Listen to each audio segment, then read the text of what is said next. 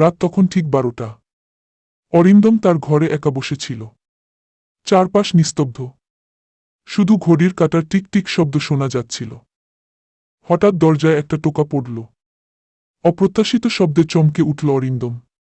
এত রাতে কে হতে পারে? ধীরে ধীরে দরজার দিকে এগিয়ে গেল সে। কৌতূহল আর একটু ভয় মেশানো অনুভূতি নিয়ে দরজাটা খুল। কিন্তু বাইরে কেউ নেই। ফাঁকা বারান্দা। রাতের অন্ধকারে সব শান্ত। দরজা বন্ধ করে ঘরে ফিরে এল অরিন্দম। ঘরে ফিরেই তার চোখ গেল আয়নার দিকে। আর যা দেখল তাতে তার হৃৎপিণ্ড যেন থেমে গেল। আয়নার ভেতর সে একা নয়।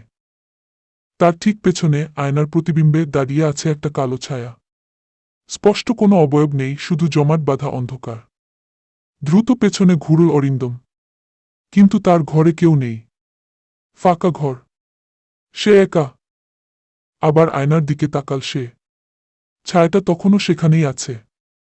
এবার ছায়াটা ধীরে ধীরে হাত বাড়াল আয়নার ভেতর থেকে অরিন্দমের দিকে। আর ঠিক সেই মুহূর্তে অরিন্দম হঠাৎ করে উধাও হয়ে গেল। যেন বাতাসে মিলিয়ে গেল সে। তার জায়গা আর কেউ নেই।